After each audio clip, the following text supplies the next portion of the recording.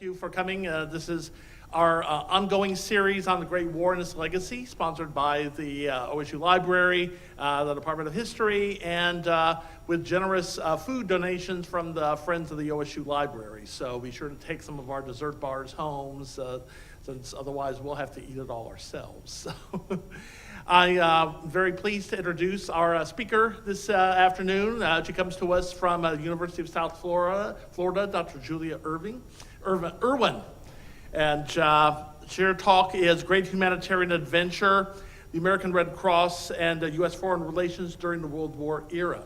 And Dr. Irwin earned her PhD in history from Yale and is currently an associate professor of history at University of South Florida. And she's an award-winning author who's published widely on the role of humanitarian aid in 20th century U.S. foreign policy. Her book, Making the World Safe, the American Red Cross and the Nation's Humanitarian Awakening, is a history of the U.S. international relief efforts during the First World War. So her talk is based upon a lot of the research that she did in that book. She's currently writing a second book, Catastrophic Diplomacy, A History of U.S. Responses to Global Natural Disasters. And that will be looking at U.S. foreign policy and disaster relief in the 20th century. And tomorrow afternoon at 3:30 p.m., in the event room, which is downstairs, room 109H, I believe it is, in the cluster of rooms down there. She'll be giving a talk on this particular research area about disaster policy and U.S. Foreign relations during the 20th century. So now I'll hand it over to Dr. Irwin. Thank you very much. Thank you.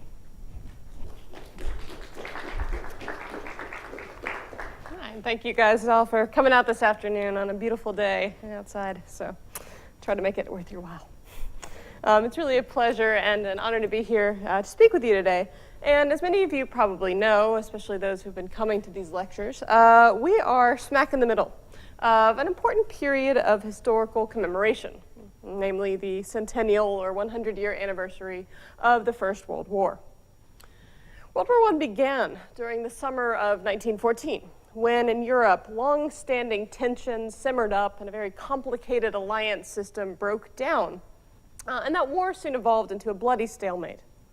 By November 1917, 100 years ago this month, the war had been raging for more than 3 years. Millions had already lost their lives or suffered from appalling injuries. But despite the devastation, the war would last for another grueling year more. Until November 11th, 1918, when German and Allied leaders signed an armistice and finally brought hostilities to a close.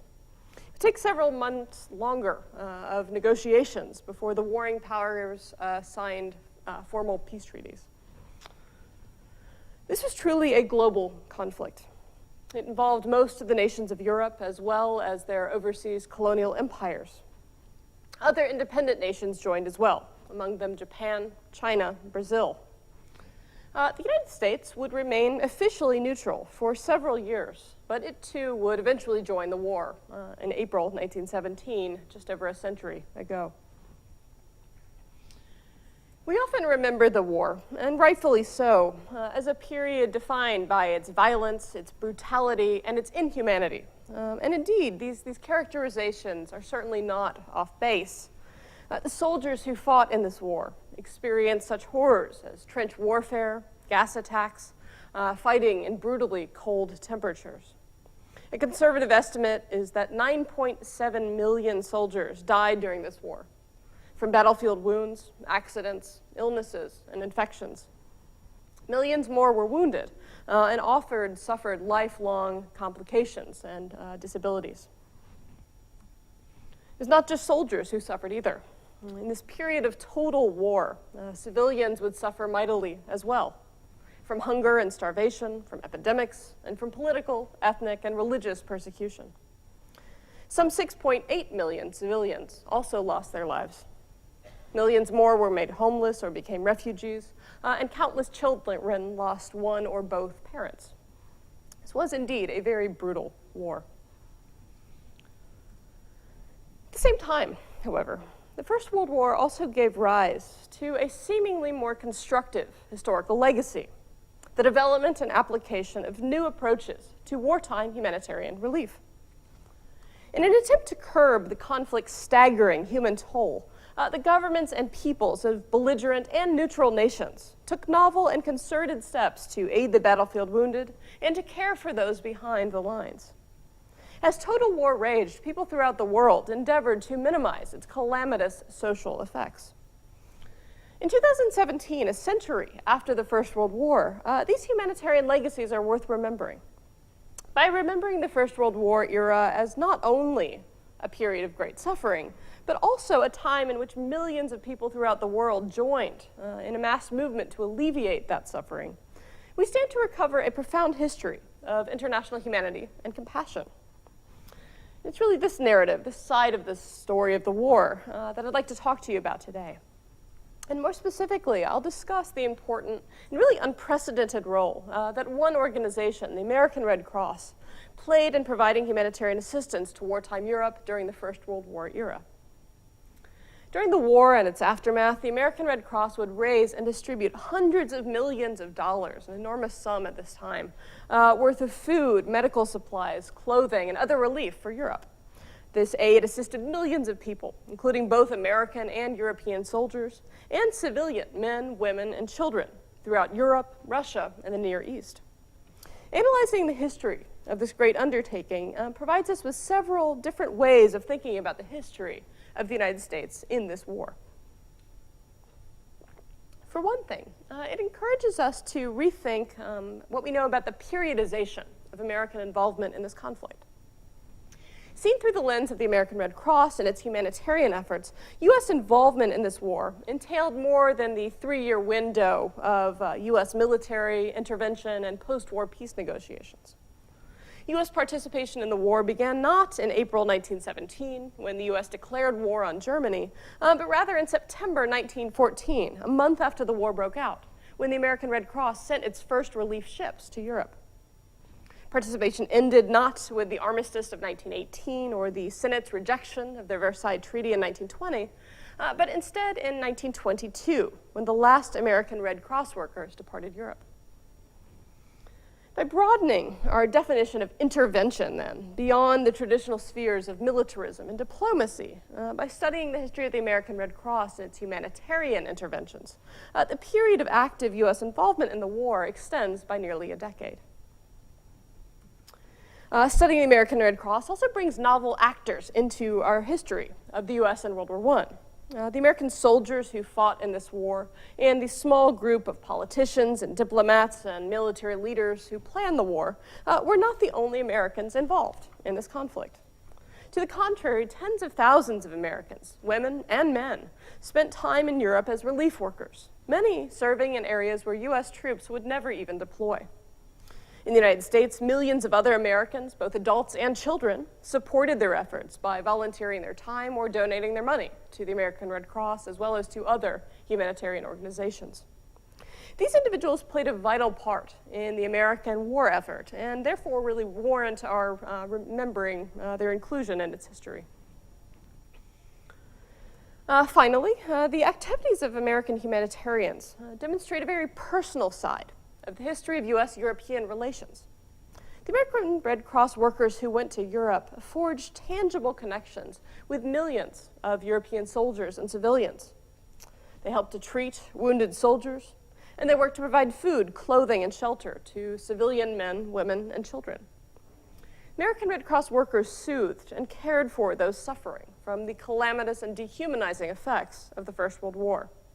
And remembering this work really shows us a sort of more intimate and social side of the history of U.S. foreign relations.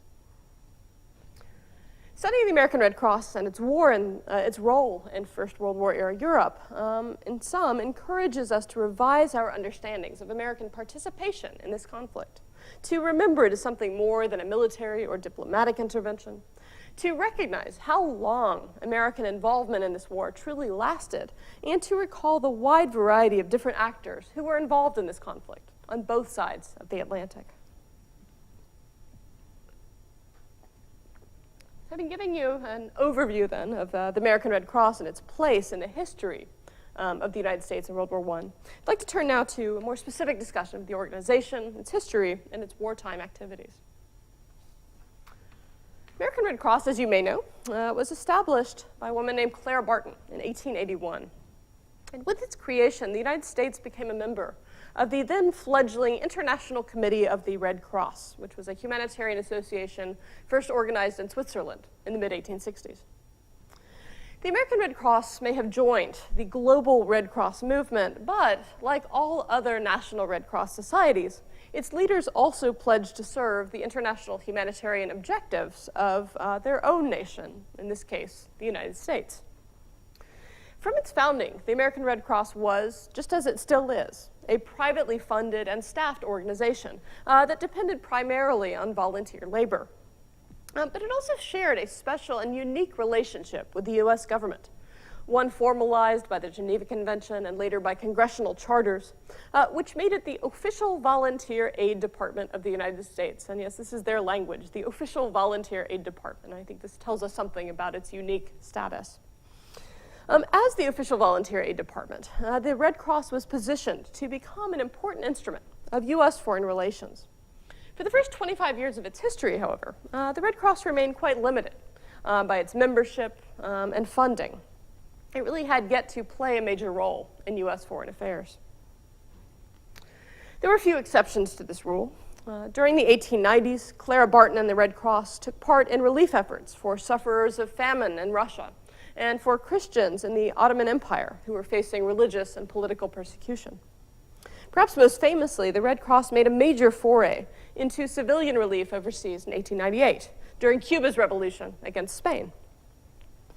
In the 1890s, as concerns about Cuban suffering arose in the United States, President William McKinley designated the American Red Cross to serve as the U.S. government's official agent to distribute relief supplies to Cuban civilians.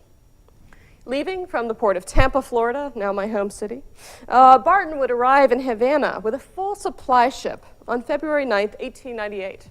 This was just 6 days before the infamous explosion of the USS Maine in Havana's harbor. While in Cuba, she distributed food and medical supplies to civilians, and she established several orphanage asylums. After the United States declared war on Spain in late 1898, transforming this conflict into the Spanish-American War, McKinley would name the American Red Cross to act as the military's medical and sanitary auxiliary, as stipulated by the Geneva Conventions. In this capacity, the Red Cross provided aid to wounded soldiers and also continued to provide aid to Cuban civilians.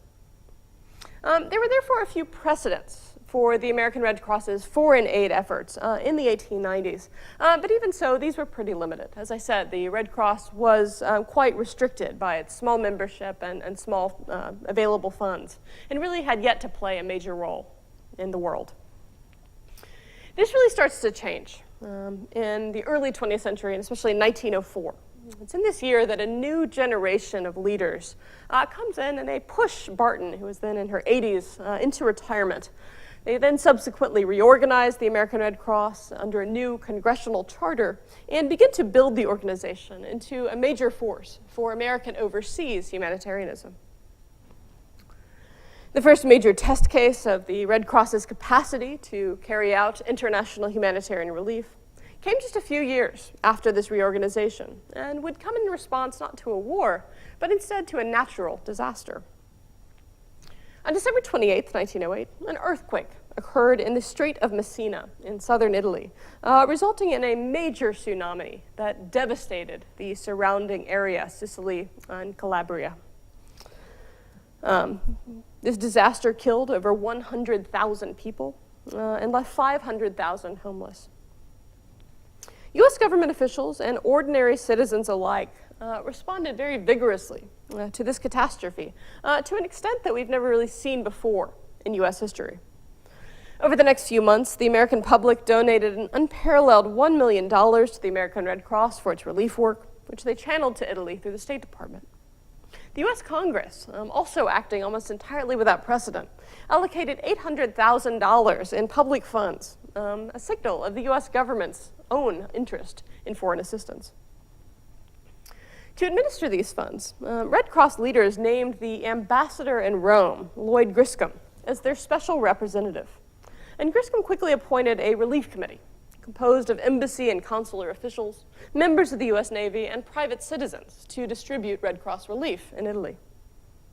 This American Relief Committee would arrive in the devastated region 5 days after the quake with a boatload full of relief supplies.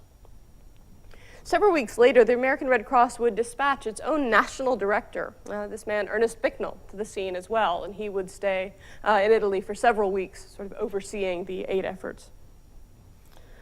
In early January, several ships from the Great White Fleet, the U.S. Navy battle fleet that President Theodore Roosevelt had dispatched around the world about a year before, would also arrive in the waters outside Messina.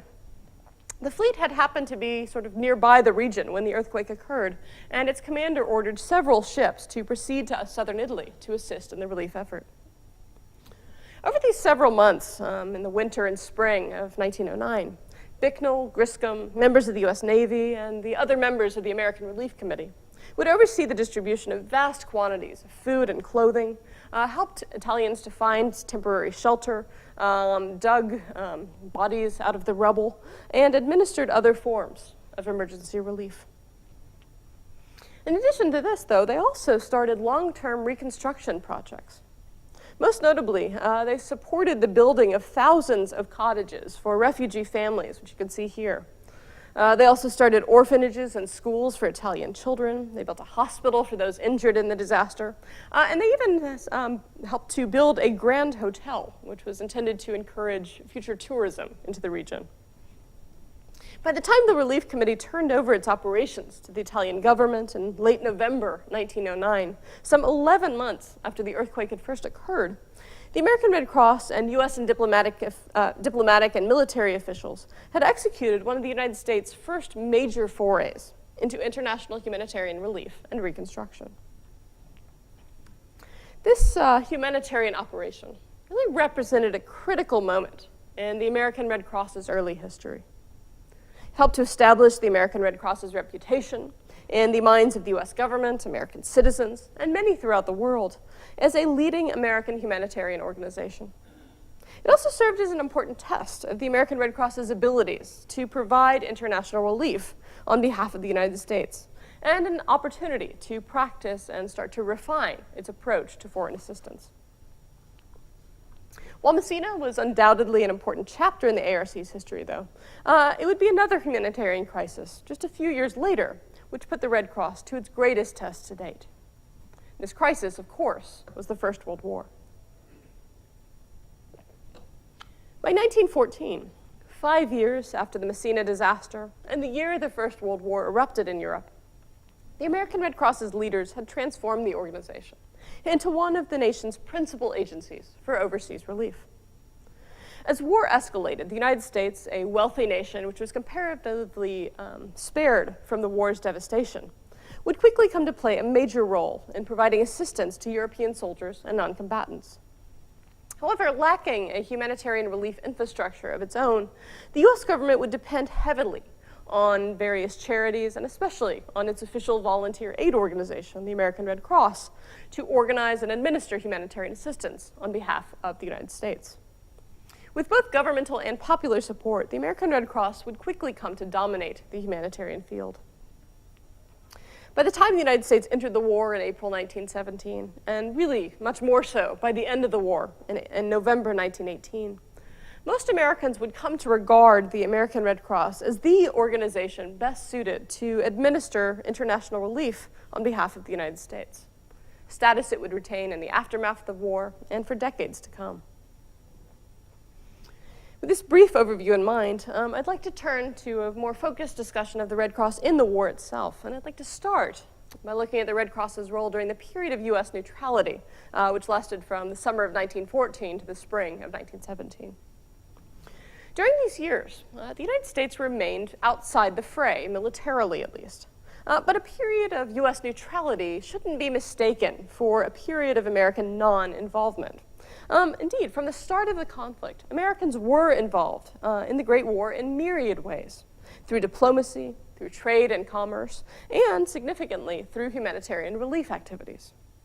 This last form of participation, the provision of money, material supplies, and medical care to European soldiers and non-combatants, constituted one of the most important and far-reaching types of American involvement in the war during this period of official U.S. neutrality. Central to this relief effort, was the American Red Cross. The American Red Cross would begin providing aid to Europe in the earliest days of the war. On September 12, 1914, just a month after the conflict began, a ship flying Red Cross flags and christened the Red Cross would sail out of New York City's harbor. On board were these folks, 171 nurses and surgeons, and tons of chloroform, stretchers, bandages, and other medical and hospital supplies. Over the next few weeks and months, several additional boats filled with supplies and personnel would follow this initial shipment. Upon arrival, these supplies and personnel spread out across the European continent. Significantly, the American Red Cross's assistance at this time flowed into both Allied and Central Powers nations. It reached ill and wounded soldiers in England, Russia, France, Germany, Austria, Belgium, Serbia, and Bulgaria. This was not the only aid that the Red Cross sent, moreover. In late 1914, the American Red Cross's national director, Ernest Bicknell, that same man that we saw a few years ago in Messina, Italy, would join two members of the Rockefeller Foundation to form what they called an American War Relief Commission. This small group of men went throughout Europe studying the conflict and its effects on non-combatants specifically. They spent nearly a year touring, going to England, Belgium, Holland, France, Poland, Germany, Serbia, and Russia. And in these sites, they observed the effects of war on civilians and began to develop more plans for future assistance. In the same year, in late 1914, the American Red Cross would also organize what was called a sanitary commission to the Balkan states, an attempt to combat an epidemic of typhus that was then raging in Eastern Europe and sickening and killing millions of soldiers and civilians. To head this commission, the Red Cross recruited the renowned Harvard epidemiologist and tropical disease specialist Richard P. Strong. They also appointed additional physicians, nurses, and other personnel to assist him. This American Red Cross Sanitary Commission sailed for the Balkan states on March 17, 1915. In an effort to combat typhus, they erected disinfection stations, dispensaries, and organized mobile sanitary trains that went throughout the region, essentially serving as movable hospitals. They did more, though, than fighting typhus. They organized health clinics and dental clinics, like the one that you see pictured here. They also organized a hospital for women and children in Serbia, and they commenced a major food distribution program, an attempt to combat starvation among Eastern European civilians. The American Red Cross and its personnel were thus greatly involved in European humanitarian issues during the period of U.S. neutrality. Years before U.S. troops ever set foot on European soil, American Red Cross personnel had arrived with aid, providing assistance to both soldiers and non-combatants. These efforts, significantly, were funded by the donations of private American citizens, not by the U.S. government. Thousands upon thousands of Americans gave money to the American Red Cross or volunteered their time collecting food, knitting socks and bandages, or raising funds. Even though the United States was officially neutral then, American citizens were participating in the war in significant ways through these humanitarian channels via their support for the American Red Cross. While the Red Cross relied on private donations, though, it's also important to note that the U.S. government played a significant role in facilitating and supporting its work. Officials in the U.S. State Department worked very closely with the American Red Cross and its leaders. They engaged in extensive negotiations with belligerent nations to allow for the safe passage of American aid. And in Europe, U.S. ambassadors and consuls worked closely with the American Red Cross's personnel to help distribute relief supplies. Together then, American citizens and government officials would enable the American Red Cross to stage this far-reaching humanitarian intervention in Europe during the period of U.S. neutrality from 1914 to 1917. For a nation which was, at this stage, still very deeply divided over the question of U.S. military intervention in the war, the American Red Cross's humanitarian involvement generated relatively little controversy. American citizens and government officials could support the Red Cross because it represented to them an inclusive and a seemingly apolitical means of international engagement. All Americans, theoretically, could take part in its activities, whether they were adults or children, members of the elite or of the working class. And regardless of their position on the war, whether they supported the Allies or the Central Powers, or whether they simply wanted continued neutrality and non-intervention, Americans could agree on the moral importance of combating hunger, homelessness, and ill health. This is not to say that the Red Cross wasn't without its critics, though. Some Americans, for instance, argued that humanitarianism and humanitarian relief would only promote the war because it returned soldiers to the front so they could go back to fighting, and because it placated non-combatants. Other U.S. citizens worried that any kind of involvement, armed or otherwise, would risk dragging the United States into the conflict. By and large, though, large proportions of Americans saw this humanitarian intervention as an impartial, apolitical, and beneficent undertaking, a positive alternative to entering the war. With their support, the American Red Cross had laid important foundations for humanitarian assistance during the period of U.S. neutrality. Building on these foundations, it's really following U.S. entry into the conflict in April 1917, and during the 19 remaining months of the war, that the American Red Cross's humanitarian work in Europe would swell to truly mammoth proportions. By the time of the armistice in November 1918, 22 million adults and 11 million children, this is roughly 1/3 of the population of the United States at this time, had become members of the American Red Cross by donating to the organization. Throughout the United States, this army of volunteers knitted socks and bandages, planted gardens, tried new recipes to conserve food, and gathered up old clothes to send to Europe. In schools throughout the country, junior Red Cross branches also sprouted up. These youth members of the Red Cross organized bazaars, put on plays, and collected scrap metal for the wartime cause. They also made and collected toys to send to European children at Christmas time, providing them with things like dolls, marbles, and other playthings. American adults and children did not only volunteer their time or provide material aid either. They also gave cold, hard cash. And their financial support would allow the American Red Cross to amass a war fund of over $400 million. And this is, $400 million is a lot right now. It was a truly astronomical sum at that time. These funds, in turn, enabled the Red Cross and its personnel to organize a monstrous humanitarian aid program in Europe on behalf of the United States. From April 1917 through November 1918, tens of thousands of American nurses, physicians, and lay volunteers would travel throughout Europe administering relief.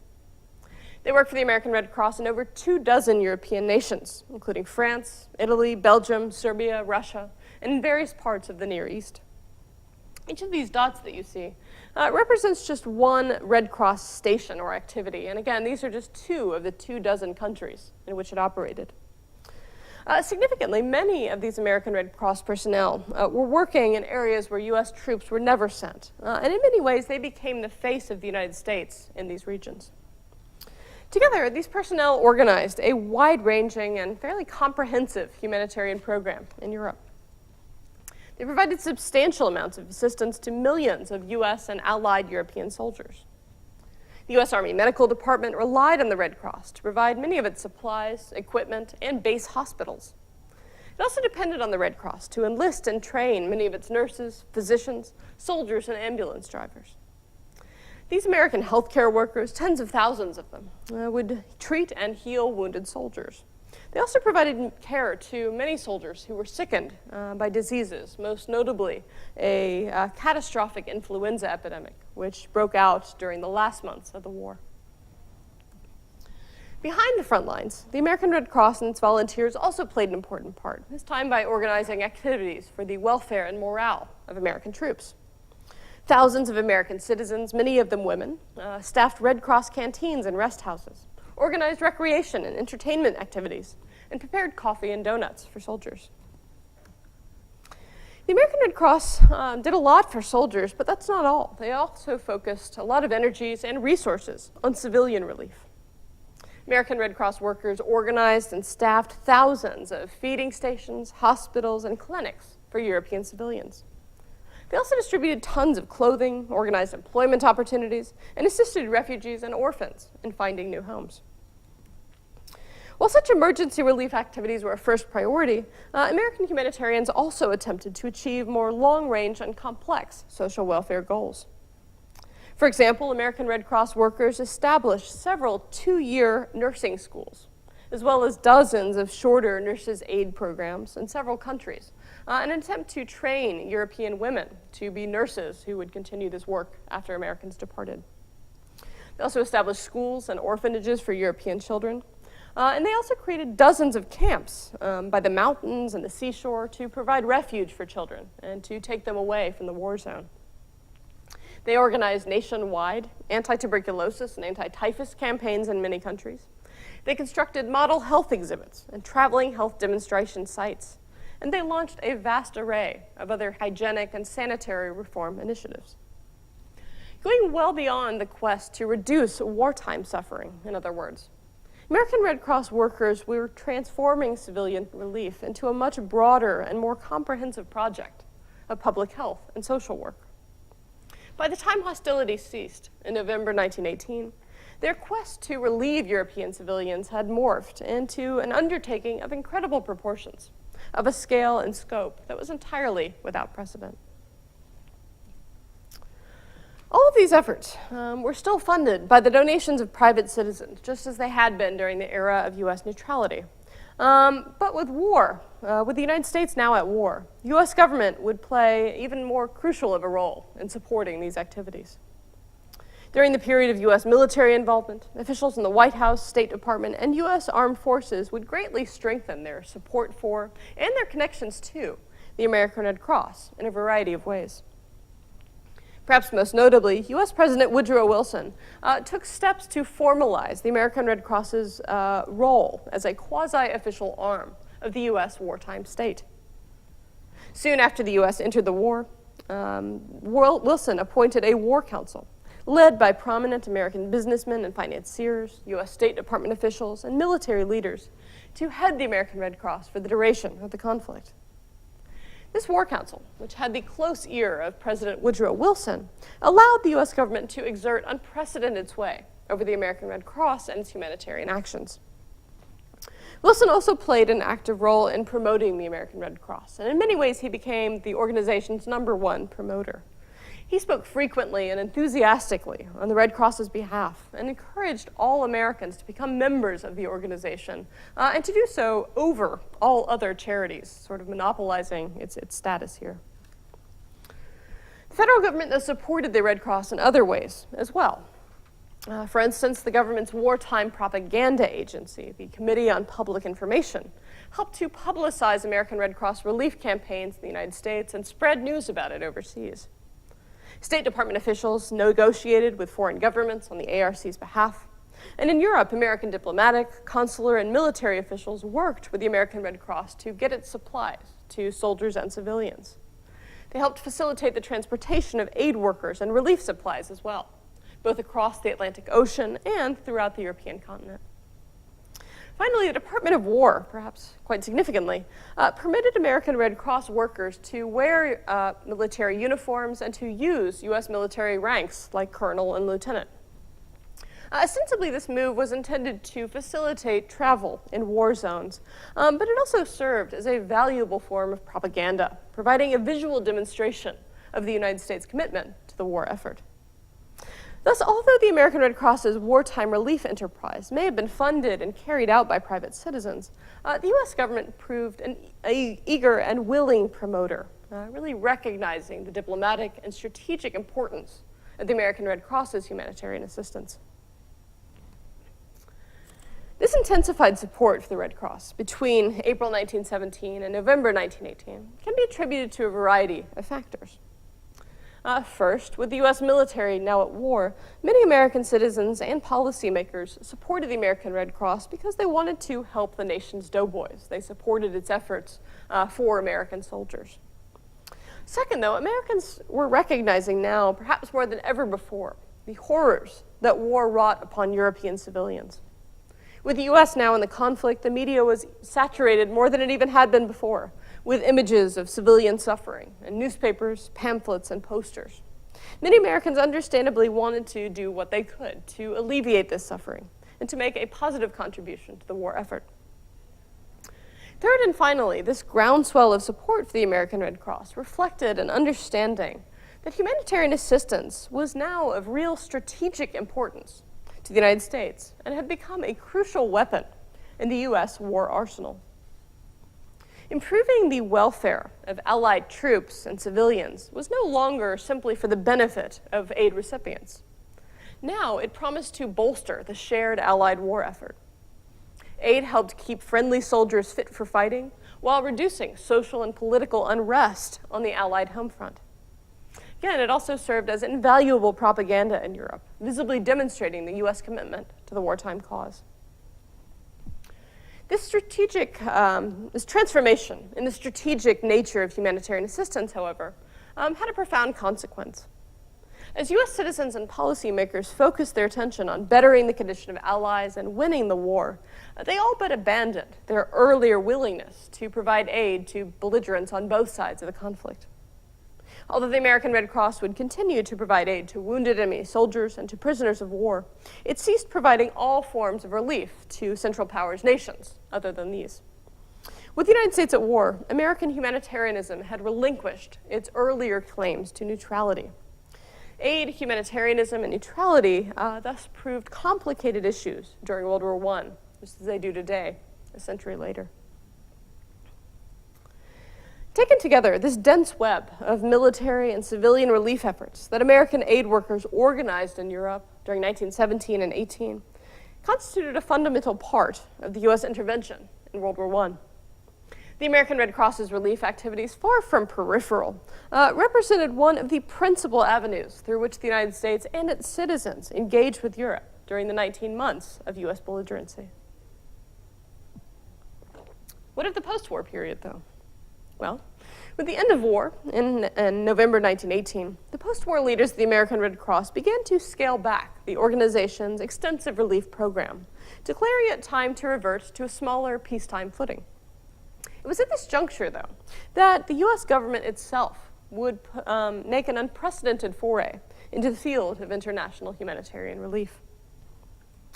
In early 1919, recognizing that major food shortages existed throughout Europe, and fearing the political consequences that famine and hunger might engender, Congress established and financed the first ever governmental foreign aid organization, the American Relief Administration, or ARA.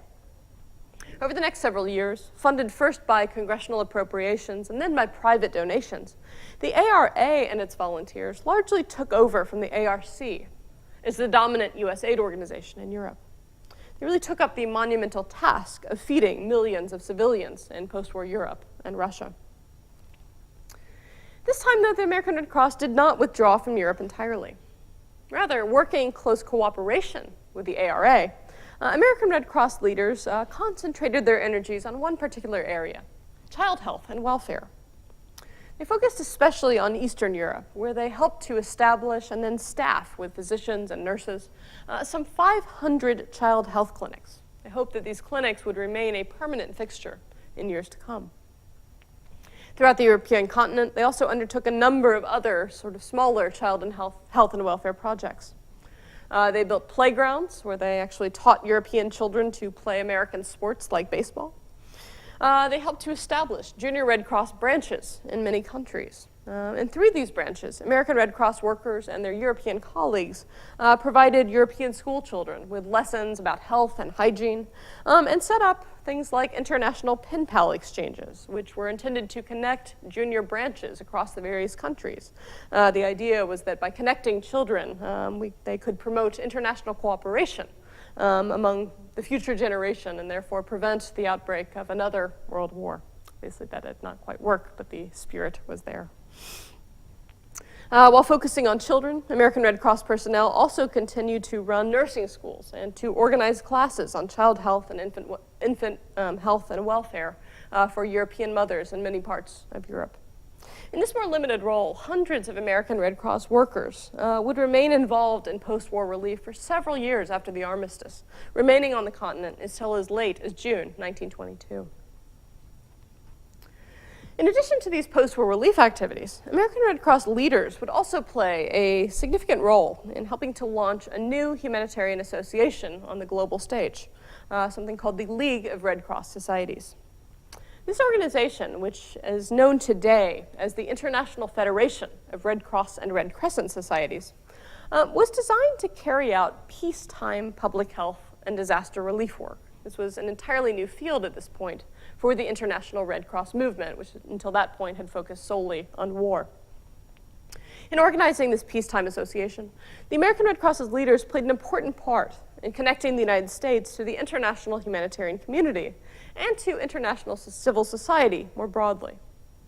While the US government then may have refused to join the League of Nations after the war, the United States would play a dominant role in the operations of a different league, the League of Red Cross Societies. Thus, as the United States confronted this unprecedented social disaster that was the total war in Europe, the American Red Cross staged a major humanitarian intervention in Europe on the United States' behalf.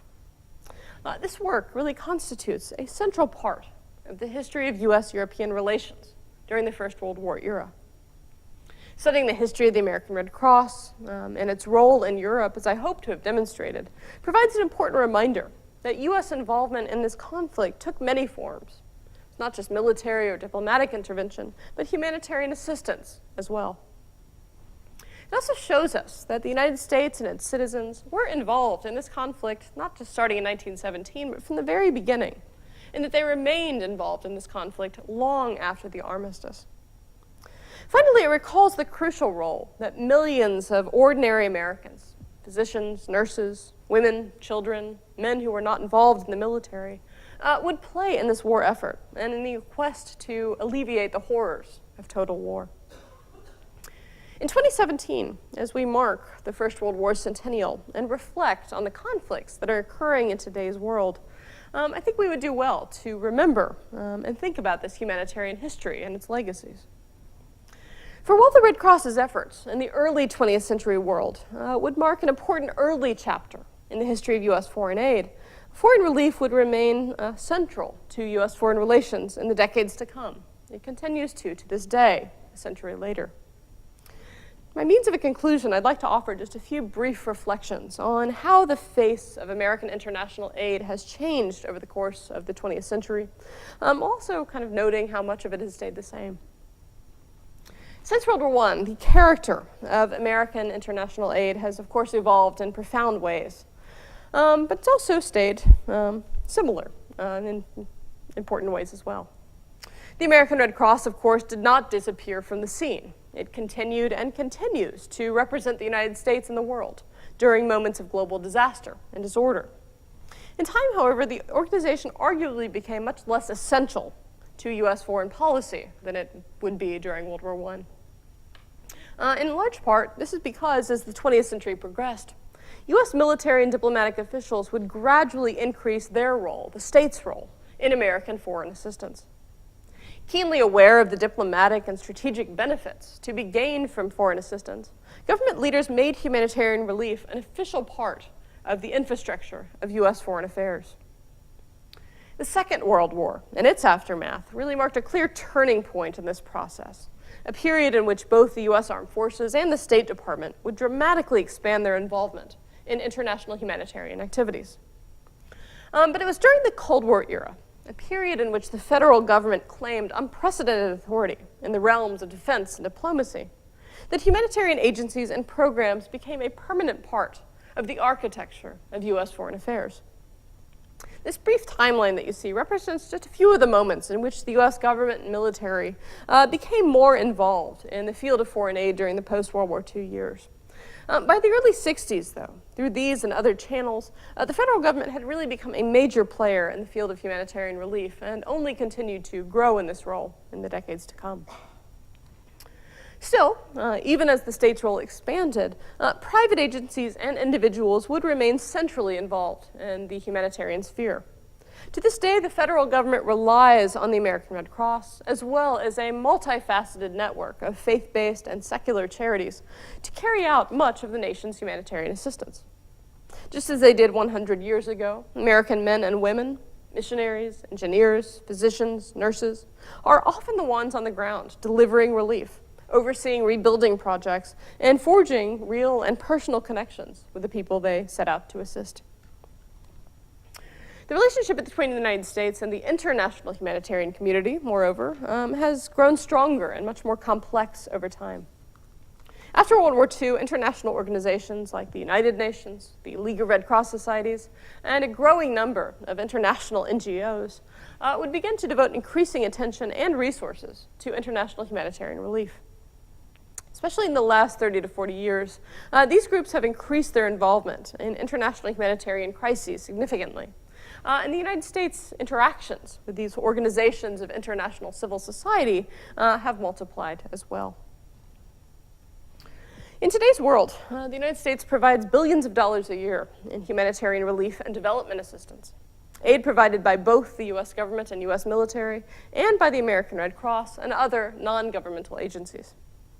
U.S. foreign aid, to be sure, looks very different today than it did 100 years ago. But if we are to appreciate how U.S. foreign aid functions in the 21st century, I think it's essential that we know how it developed over the course of the last century.